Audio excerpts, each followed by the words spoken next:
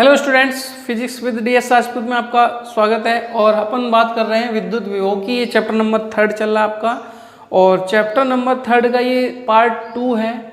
इस पार्ट में हम विद्युत विभव की बात करेंगे और ये चैप्टर ही विद्युत विभव है।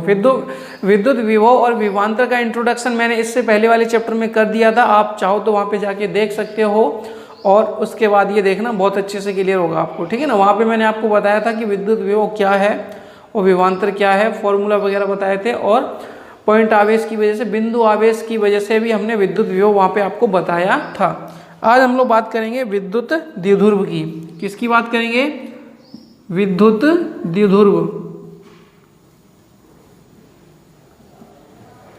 तो विद्युत द्विध्रुव क्या है? हमने आपको एक के चैप्टर में बताया था, एक माइनस का क्यू आवेश, एक प्लस का क्यू आवेश, दोनों के बीच की दूरी 2a मान लेते हैं, और ये दूरी बहुत अल्प होती है, बहुत कम होती है। इस पूरे सिस्टम को, इस पूरे निकाय को विद्युत द्विध्रुव कहते हैं। इस पूरे निकाय को क्या कहते हैं? विद्युत द्विध्रुव। तो विद्युत द्विध्रुव के कारण एक के चैप्टर में हम लोगों ने विद्युत क्षेत्र की तीव्रता ज्ञात की थी। विद्युत द्विध्रुव के कारण हम लोगों ने एक के चैप्टर में विद्युत क्षेत्र की तीव्रता ज्ञात की थी, समझिए ना। वैसे ही यहाँ पे हम विद्युत द्विध्रुव के कारण विद्युत क्षेत्र की तीव्रता ज्ञात करेंगे, ठीक है ना। अब यहाँ देखो प्रॉफिट क्या है? प्रॉफिट ये है कि जो विद्युत विभव है, और उस विद्युत विभव आपकी अदिश राशि है। विद्युत विभव कैसी राशि है? अदिश राशि है। और अदिश राशियों का जब हम टोटल निकालते हैं, तो आंख बंद करके जोड़ दो आप। क्यों? क्योंकि इसमें डायरेक्शन का कोई रोल नहीं है। अगर यही सदिश राशि होती तो हमें डायरेक्शन भी पता होनी चाहिए थी, बट ये अदिश राशि है तो इसलिए डायरेक्शन की कोई जरूरत नहीं है। बस आंख बंद करके जोड़ दो आप। बात समझिए ना इस हिसाब से। तो अब यहाँ देखो 3 पॉइंट होते हैं। कौन कौन से होते हैं समझो। जैसे मान लीजिए कि ये माइनस का क्यू आवेश और ये प्लस का क्यू आवेश परस्पर अल्प दूरी पे रखे हैं, 2a दूरी मान लेते हैं। वो अल्प दूरी क्या मान लेते हैं? 2a। बात समझिए ना। तो ये जो लाइन देख रहे हैं ना, ए बी लाइन दिख रही होगी आपको। ए बी लाइन जो है ना, माइनस क्यू आवेश और प्लस क्यू आवेश को मिला रही है। इसी लाइन के आगे पीछे कहीं भी, इस पूरी लाइन पे द्विध्रुव के बाहर, यहाँ कहीं भी, यहाँ जहां भी है, यहां मान लो, ठीक है ना। यहां कोई बिंदु हम ले लेते हैं P, और इस बिंदु P पे क्या निकालना होगा आपको? विद्युत विभव। इस सिचुएशन को बोलते हैं अक्षीय स्थिति। इसको क्या बोलते हैं? अक्षीय स्थिति, समझिए ना। तो आपसे कहेंगे कि भाई किसी विद्युत द्विध्रुव के कारण उसकी अक्षीय स्थिति में स्थित किसी बिंदु P पर विद्युत विभव की गणना करो। फिर यहाँ देखो, ये मान लिया कि हमने मिड पॉइंट है। अगर हम इसके लंबवत चलें, द्विध्रुव के कैसे चलें? लंबवत। तो लंबवत हमने जो रेखा खींची है, इस रेखा पर कोई बिंदु ले लो, मान लो यहाँ ले लिया P, और इस बिंदु P पे निकालना आपको V। तो इस पोजीशन को बोलते हैं निरक्षीय स्थिति। इस पोजीशन को क्या बोलते हैं? निरक्षीय स्थिति, ठीक है ना। कोई दिक्कत यहाँ पे? अब इसमें देखो, ये अक्षीय हो गई और एक निरक्षीय हो गई। एक होती है थीटा कोण पे, एक कहाँ होती है? थीटा कोण पे। बिंदु P लिया और यहाँ बिंदु P पे आपको क्या निकालना है? V। तो ये थीटा कोण पे जो होती है ना, ये जनरल स्थिति होती है। और अक्षीय स्थिति और निरक्षीय स्थिति जो है ना, इसी के क्या है? इसी की स्पेशल कंडीशन है। बट अगर ये इनको अलग अलग करके पूछा जाए तो आपको पूरा डिटेल करना पड़ेगा। इसका अलग, इसका अलग और इसका अलग, ऐसे 3 डेरिवेशन बनेंगे। कितने डेरिवेशन बनेंगे? 3।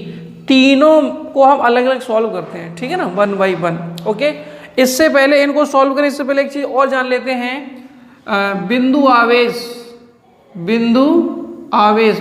जानते हैं ना, छोटा सा आवेश लेते थे हम लोग, और उस पर आवेश कितना मानते थे? Small q। तो बिंदु आवेश के कारण, ध्यान से सुनना, बिंदु आवेश के कारण विद्युत क्षेत्र की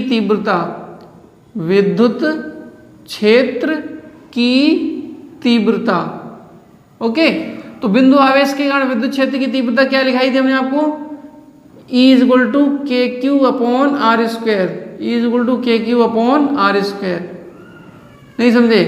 बिंदु आवेश के कारण विद्युत क्षेत्र की तीव्रता क्या होगी, E बराबर के क्यू बटे आर स्क्वायर, E बराबर के क्यू बटे आर स्क्वायर। फिर विभव कितना होगा, अगर अपन विभव की बात करें, बिंदु आवेश के कारण विभव, तो ये होता है V बराबर के क्यू बटे आर, और के का मान दोनों कंडीशन में क्या होगा 1/4 पाई एप्सिलॉन नॉट, के इज इक्वल टू होता है 1/4 पाई एप्सिलॉन नॉट। ये वो वाला के नहीं है, परावैद्युतांक वाला के नहीं है, परावैद्युतांक वाला के कैपिटल होता है। मैं इसको स्मॉल बना रहा हूँ, मैं इसको क्या बना रहा हूँ, स्मॉल बना रहा हूँ, ठीक है ना। अब यहाँ देखो, अगर हम इसमें आर का गुणा करें तो नीचे भी तो आर का गुणा करना पड़ेगा, तो नीचे क्या हो जाएगा आर स्क्वायर। इसी में हमने ऊपर नीचे आर का गुणा कर लिया तो नीचे आर स्क्वायर हो जाएगा, ऊपर आर। ऐसा क्यों किया, ऐसा इसलिए किया, ये देखो के क्यू अपॉन आर स्क्वायर किसका मान हो जाएगा, ई का, तो V बराबर हो जाएगा आपका E इंटू आर, ये याद रखना, V बराबर E इंटू आर। और हाँ याद रखना, ये फॉर्मूला इस बात का कभी भी समर्थन नहीं करता है कि जहाँ E 0 हो वहाँ V 0 हो। ध्यान से सुनना, इस फॉर्मूले में अगर हम E की जगह 0 रख दें, E की जगह अगर मान लो 0 रख दें, किसी भी जगह विद्युत क्षेत्र नहीं है तो वहाँ 0 रख दो, तो 0 गुणा R में करोगे तो 0 ही बचेगा, तो V का मान भी 0 हो जाएगा, V का मान भी 0 हो जाएगा। तो आप सोच के देखो कि E का मान 0 है तो फिर V का मान 0 हो रहा है इस सिचुएशन में, बट ऐसा हो ये जरूरी नहीं है। जहाँ E 0 होगा जरूरी नहीं है कि वहाँ V 0 होगा, और जहाँ V 0 होगा तो ये जरूरी नहीं है कि वहाँ E 0 होगा। ओके, ध्यान रखना है, तो ये नोट करना चाहो कर लो, V बराबर E इंटू आर। अब इसमें क्या, अगले चैप्टर में जब हम संधारित्र वाला चैप्टर पढ़ेंगे ना, तो वहीं पे ये फॉर्मूला आ जाएगा V बराबर E इंटू डी, V बराबर E इंटू डी, आर की जगह डी। फिर उसके बाद वाला जो चैप्टर पढ़ेंगे ना उसमें हो जाएगा V बराबर E into L, E into L, तो तीनों का मतलब एक ही है। तो ध्यान रखो, इसमें से कुछ अच्छा लग रहा हो तो कर लो, नहीं तो अपन ये जो 3 डेरिवेशन है ना इनको 1 बाई 1 डील करते हैं, पहले इसको फिर इसको फिर इसको।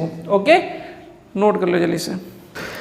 अब इसमें अपन बात करते हैं कि सबसे पहला डेरिवेशन क्या है।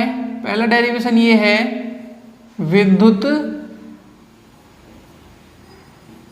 द्विध्रुव, विद्युत द्विध्रुव के कारण, विद्युत द्विध्रुव के कारण उसकी अक्षीय स्थिति, उसकी अक्षीय स्थिति के, सॉरी क्या सही है, के किसी बिंदु, अक्षीय स्थिति पर, ऐसे लिखो, अक्षीय स्थिति पर स्थित किसी बिंदु पर विद्युत विभव। ओके, अब यहाँ देखो करना क्या है, कुछ भी नहीं करना। आप जैसे यहाँ पे -q आवेश ले लिया और यहाँ पे +q आवेश ले लिया, ठीक है ना, यहाँ पे -q आवेश ले लिया और यहाँ पे +q आवेश ले लिया। ओके, ये बिंदु A मान लिया और इस बिंदु को B मान लिया, दोनों के बीच की दूरी हमने मान ली 2a। ये इसका मध्य बिंदु हो गया O, ये दूरी A, ये दूरी A। इस O के, इस द्विध्रुव के मध्य बिंदु O से R दूरी पर, O से R दूरी पर, ठीक है ना, R दूरी पर एक बिंदु P लिया और इस बिंदु P पे क्या निकालना आपको, विद्युत विभव निकालना है। अब बताओ बिंदु P पे जो विद्युत विभव होगा वो किसकी वजह से होगा, माइनस आवेश की वजह से या प्लस आवेश की वजह से, या दोनों की वजह से? दोनों की वजह से होगा। प्लस की आवेश की वजह से अलग निकालो, माइनस की वजह से अलग निकालो, दोनों को लास्ट में क्या कर देंगे, जोड़ देंगे। अब यहाँ देखो, यहाँ से यहाँ तक की दूरी r है, तो फिर यहाँ से यहाँ तक की दूरी कितनी रह जाएगी, r माइनस a, और यहाँ से यहाँ तक की दूरी क्या रह जाएगी, बी, मिड पॉइंट तक की r है और इधर a और बढ़ा दिया तो ये दूरी हो जाएगी r प्लस ए, ठीक है ना। अब यहाँ देखो, यहाँ पे क्या लिखोगे, माइनस क्यू आवेश, ध्यान से सुनना, माइनस क्यू आवेश के कारण, माइनस क्यू आवेश के कारण बिंदु, माइनस क्यू आवेश के कारण बिंदु P पर विद्युत विभव, बिंदु P पर विद्युत विभव, बिंदु P पर विद्युत विभव, ठीक है ना। क्या होगा, V बराबर हो जाएगा आपका के क्यू अपॉन आर, ये फॉर्मूला होता है बिंदु आवेश के कारण विद्युत विभव का, ये फॉर्मूला होता है। अब यहाँ देखो माइनस क्यू आवेश कहाँ रखा है, ए पर, तो हम इसके सफिक्स में ए लिख लिए, ठीक है ना। और आवेश जो है ना किसका है, माइनस का, तो यहाँ माइनस लिखना पड़ेगा। आर दूरी है, तो यहाँ से यहाँ तक की दूरी कितनी है, आर प्लस ए, तो यहाँ पे आपको आर प्लस ए लिखना पड़ेगा। इसको डाल दिया समीकरण नंबर 1। फिर इसके बाद क्या लिखोगे, प्लस क्यू आवेश के कारण, प्लस क्यू आवेश के कारण बिंदु P पर विभव, तो क्या हो जाएगा ये V सफिक्स B बराबर के क्यू बटे R माइनस ए। समझे कैसे, यहां हो जाएगा आपका V सफिक्स B बराबर के क्यू बटे R माइनस ए, ठीक है। ये हो जाएगा आपका, यहां से यहां तक की दूरी कितनी थी यार। अब ये देखो, ये माइनस क्यू आवेश की वजह से विभव है और ये प्लस क्यू आवेश की वजह से विभव है, तो यहाँ टोटल विभव क्या होगा, यहाँ टोटल विभव कैसे निकालोगे, तो हम यहाँ लिखेंगे क्या, अतः बिंदु P पर कुल विद्युत विभव, कुल विभव क्या हो जाएगा, V बराबर कितना, V नेट कर लो, V नेट बराबर V suffix A plus V suffix B।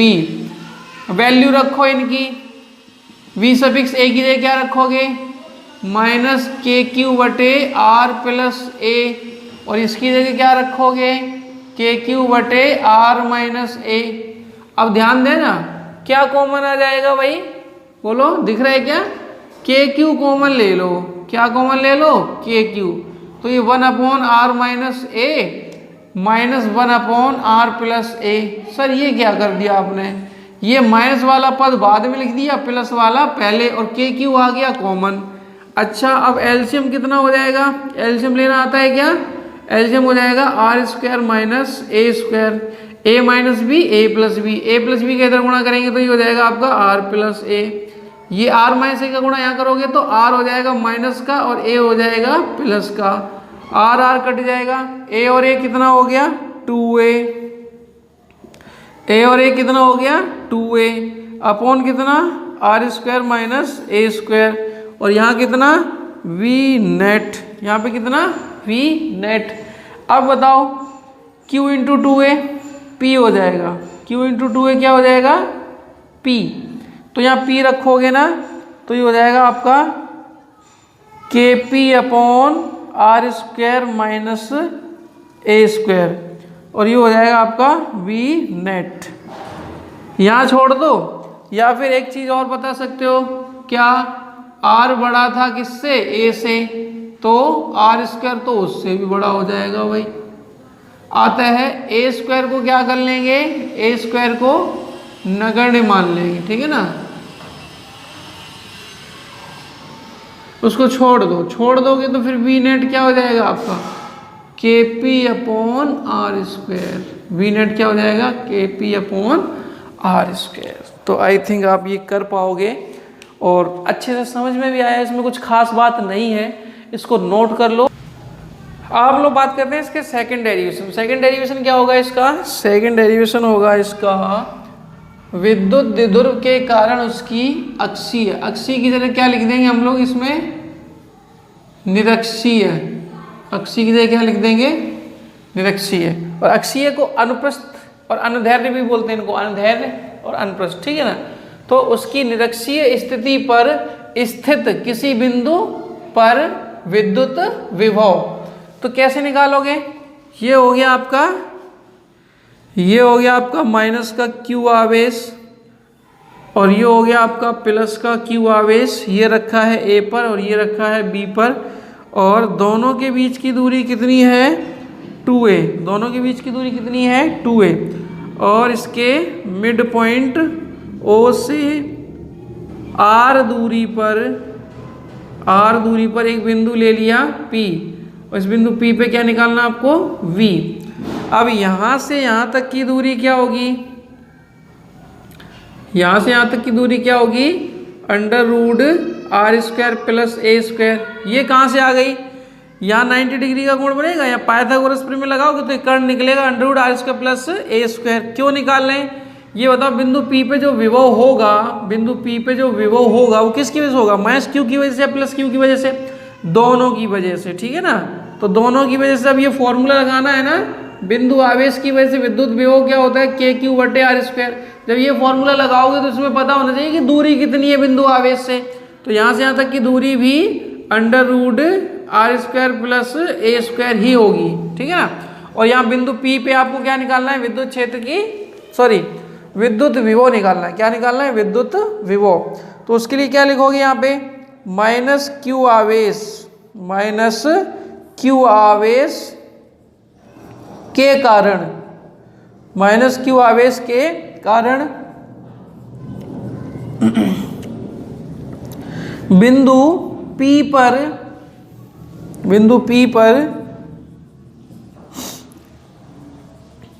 विद्युत विभव, ठीक है ना। तो फॉर्मूला क्या होता है, फॉर्मूला ये है आपका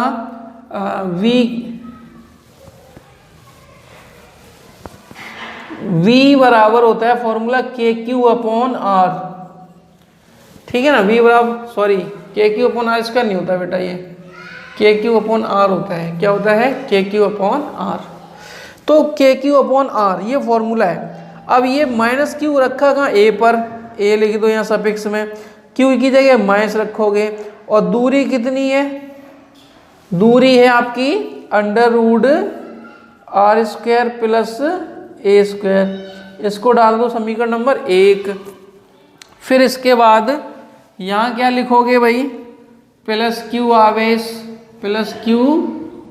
आवेश के कारण बिंदु P पर विभव। तो ये हो जाएगा V सफिक्स B बराबर KQ बटे under root R square plus A square. अतः कुल विभव कितना हो जाएगा बोलो, अतः बिंदु P पर कुल विभव। तो टोटल कैसे निकालोगे भाई, V नेट बराबर क्या हो जाएगा VA प्लस VB। तो V नेट क्या हो जाएगा आपका माइनस KQ बटे under root R square plus A square, और यहाँ KQ बटे under root R square plus A square. ये माइनस का ये प्लस का कट गया, तो फिर V नेट क्या हो जाएगा, V नेट हो जाएगा आपका 0। अब यहाँ देखो सोच के, क्या सोचना है, ये निरक्षीय स्थिति है। निरक्षीय स्थिति में हम लोगों ने E बताया था ना आपको एक के चैप्टर में, क्या E वहाँ 0 था, नहीं था, V 0 है। तो हुआ क्या कि जरूरी नहीं है कि जहां V 0 हो वहां E 0 हो, और जहां E 0 हो वहां V 0, ये बिल्कुल भी जरूरत नहीं है, ठीक है ना। तो ये था आपका दूसरा डेरिवेशन। क्या था, विद्युत द्विध्रुव के कारण उसकी निरक्षीय स्थिति पर स्थित किसी बिंदु पर विद्युत विभव कितना 0। ये बिंदु यहाँ यहाँ यहाँ यहाँ यहाँ कहीं भी ले लो इस लाइन पे, तो हर जगह विद्युत विभव क्या होगा 0 ही होगा। नोट कर लो इसको जल्दी से। इसके बाद अपन बात करते हैं इसके थर्ड डेरिवेशन में। थर्ड डेरिवेशन क्या, एक जनरल फॉर्म थी, हमने आपको बताई थी अभी अभी स्टार्टिंग में, और उसकी हेडिंग सिंपली क्या डल के आएगी, उसकी हेडिंग सिंपली ये डल के आएगी विद्युत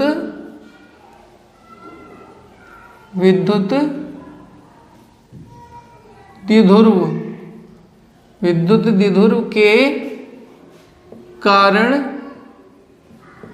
विद्युत विभव। मतलब समझे इसका, विद्युत द्विध्रुव के कारण विद्युत विभव, ये आपको निकालना है, ठीक है ना। अब ये अक्षीय और निरक्षीय लिख के नहीं आ रहा ना, अक्षीय और निरक्षीय स्थिति लिख के नहीं आएगा तो फिर जनरल फॉर्म करेंगे अपन। और ये है कैसे समझो, प्रोसेस वही है, इसमें थोड़ा सा चेंजमेंट है, मतलब थोड़ी सी कैलकुलेशन है। ये माइनस का क्यू आवेश और ये प्लस का क्यू आवेश दोनों बिंदु ए और बी पे रखे हैं और दोनों के बीच की दूरी 2a है। दोनों के बीच की दूरी क्या है? 2a है, ठीक है ना। और ये इसका हो गया आपका मिड पॉइंट O, ये दूरी a और ये दूरी भी a। तो यहाँ से थीटा कोण पर r दूरी पर एक बिंदु होगा P, और इस बिंदु P पे क्या निकालना आपको? V। उसके लिए क्या करेंगे, बिंदु P पे देख रहे हो ना, वो B ये बिंदु P पे जो विभव होगा वो किसकी वजह से होगा? माइनस क्यू आवेश की वजह से या प्लस क्यू आवेश की वजह से? दोनों की वजह से। किसकी वजह से? दोनों की वजह से। तो जब फॉर्मूला लगाओगे तो इससे यहाँ तक की दूरी चाहिए ना, तो इससे यहाँ तक की दूरी हमने क्या मान ली? R1। क्या मान ली? R1। और इससे यहाँ तक की दूरी क्या मान ली? R2। क्या मान ली? R2। पटरी से खींचना सही हो जाएगा, ठीक है ना। फिर अब यहाँ करना क्या है, अतः ध्यान देना, थोड़ा सा चित्र और है, अभी समय आते ही समझाऊंगा मैं आपको, पहले स्टार्टिंग करो इसकी। अतः माइनस क्यू आवेश, अतः माइनस क्यू आवेश के कारण, माइनस क्यू आवेश के कारण बिंदु P पर विभव, बिंदु P पर विभव क्या होगा? ये हो जाएगा आपका V। माइनस क्यू कहाँ रखा है? A पे, तो V सफिक्स A, और ये हो जाएगा आपका माइनस KQ बटे R1। नहीं समझे? यहाँ से यहाँ तक की दूरी कितनी है? R1। तो फिर ये हो जाएगा आपका माइनस KQ बटे R1, ठीक है ना। और इसको डाल देते हैं समीकरण नंबर 1। फिर प्लस क्यू की वजह से बता दो क्या हो जाएगा यहाँ पे? प्लस क्यू आवेश, प्लस क्यू आवेश के कारण, प्लस क्यू आवेश के कारण बिंदु P पर विभव, बिंदु P पर विभव कितना हो जाएगा? V सफिक्स B बराबर KQ बटे R2, KQ बटे R2, ठीक है ना। अब हमें टोटल चाहिए, तो हमने क्या कहा था? विभव अदिश राशि है, तो टोटल निकालने के लिए क्या करोगे? सिंपली ऐड कर दो। तो यहाँ पे क्या करोगे? अतः बिंदु P पर कुल विभव, बिंदु P पर कुल विभव क्या हो जाएगा? V बराबर V suffix A plus V suffix B। मान रखो माइनस KQ बटे R1 प्लस KQ बटे R2। दोनों के VA के और VB के मान रख दिए यहाँ पे। टोटल हमने विभव निकाल लिया। क्या कॉमन आ जाएगा? कॉमन आ जाएगा आपका KQ, और यहाँ से 1/R2 पहले लिख लो और 1/R1 बाद में लिख लो, ठीक है ना। अब बताओ एलसीएम कितना हो जाएगा? एलसीएम हो जाएगा R1 और R2, और ऊपर हो जाएगा R1 माइनस R2। अब यहाँ देखो ध्यान से कि ये R1 R2 हमने माने थे, ठीक है ना। तो ये R1 R2 जो लेटर माने जाते हैं उनके पदों में आंसर नहीं छोड़ा जाता। तो R1 R2 को हटाना है। कैसे हटाना है? वो चित्र है, तो ध्यान देना कैसे हटाना है। हमने क्या किया? R1 R2 के मान निकालने के लिए R1 व R2 के मान ज्ञात करने के लिए, और यह कहेंगे चित्र से, ठीक है ना। अब हमने क्या किया, जो ये O है और ये P है, दिख रहा है क्या आपको? OP दिख रहा है क्या? OP को हमने पीछे थोड़ा सा क्या किया? बढ़ाया। पीछे कहाँ तक बढ़ाया? इतनी दूरी तक बढ़ाया कि आपको लगे कि AP और यहाँ अगर हम D डालते हैं तो DP, AP और DP कैसे हो जाएं? बराबर हो जाएं, ठीक है ना। AP और DP कैसे हो जाएं? बराबर हो जाएं। फिर यहाँ से लंब डाल दो, फिर यहाँ से क्या डाल दो? लंब डाल दो। ये थीटा है तो ये भी थीटा हो जाएगा। और फिर वैसे सिस्टम यहाँ पे है, OP देख रहे हो ना, OP वो BP के बराबर करनी हो तो हमने यहाँ से क्या डाल दिया? एक लंब डाल दिया। क्या डाल दिया? लंब BC। तो अब ये CP है ना, CP किसके बराबर होगी? बीपी के। सीपी दिख रहा है क्या आपको? ये सीपी हो गया यहाँ से यहाँ तक, और ये बीपी, तो दोनों बराबर लग रहे हैं ना। इसी हिसाब से डीपी और एपी बराबर लग रहे हैं, ठीक है ना। तो चित्र से क्या करोगे, सबसे पहले आप ऐसे समझो कि अगर हम यहाँ cos थीटा लगाएं, क्या लगाएं? cos थीटा, तो थीटा के सामने वाला ये लंब होगा और ये आधार होगा और ये कर्ण होगा, ठीक है ना। तो हम क्या करेंगे, अगर हम यहाँ त्रिभुज ADO में cos थीटा इस्तेमाल करें, क्या इस्तेमाल करें? cos theta. cos थीटा तो आधार बटे कर्ण, आधार कितना है? OD, आधार कितना है? OD बटे कर्ण कितना? A। तो OD कितना हो जाएगा आपका? A cos theta. OD कितना हो जाएगा? A cos theta. अब यहाँ देखो, जो AP है ना, AP वो लगभग किसके बराबर है? DP के। AP जो है ना लगभग किसके बराबर है? DP के। अच्छा, DP को क्या लिखोगे? AP बराबर ये हो जाएगा आपका, DP को क्या लिखोगे? OP plus OD। नहीं समझे? DP को क्या लिखोगे? DP यहाँ से आता है D और ये P, तो ये पूरी DP है ये। लेकिन DP को दो भागों में बांट सकते हैं, एक तो है आपका OP ऊपर वाला और एक है OD नीचे वाला। तो OP प्लस OD। AP कितना है? R1, OP कितना है? R, OD कितना है? A cos theta. बात समझ गए ना? इसको डाल दो समीकरण नंबर 1, इसको डाल दो 2। अब देखो, नहीं 1 और 2 पढ़ चुके ना, तो फिर इसको डाल दो 3, इसको डाल दो 4। अब यहाँ देखो R1 का मान आ गया ना। इसी प्रकार त्रिभुज BCO में, ओके। तो BCO क्या है त्रिभुज आपका? BCO क्या है? इसमें भी यही फॉर्मूला लगा दो, cos थीटा बराबर आधार बटे कर्ण। आधार कितना है आपका?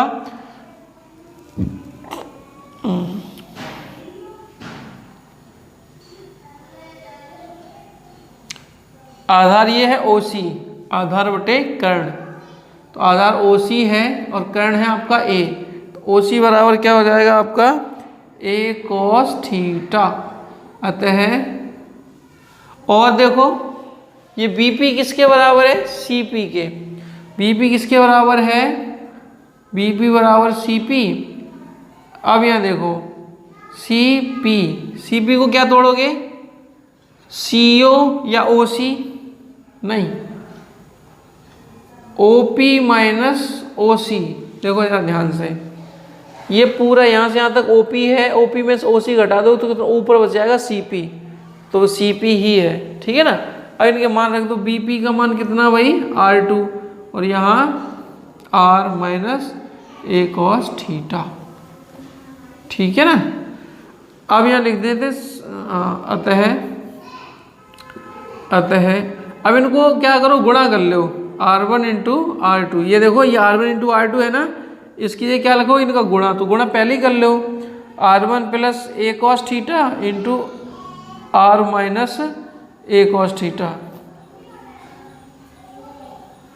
R plus A cos theta, R minus A cos theta. R plus A cos theta रखा है ये ऊपर और R minus A cos theta रखा है नीचे। गुणा करोगे ना तो ये A square minus B square का फॉर्मूला लग जाएगा, R square minus A square cos square theta. इतने छोड़ दो, इसको यहाँ डायरेक्ट रख देंगे, ठीक है ना। और फिर R1 माइनस R2 करो, R1 में से R2 घटाना है आपको। तो R plus A cos theta minus R minus A cos theta.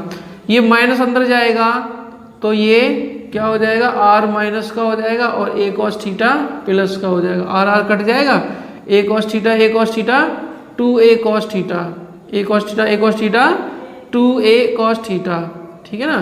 तो ये हो जाएगा R1 माइनस R2, और R1 इंटू R2 सबके मान निकाल लिए ना। अब यहाँ रख दो, तो ये लिख देते हैं समीकरण नंबर क्या है? 3 से, समीकरण नंबर 3 से। तो ये हो जाएगा आपका कितना? V net. ऊपर कितना है?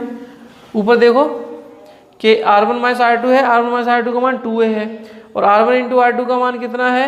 R square plus A square cos square theta.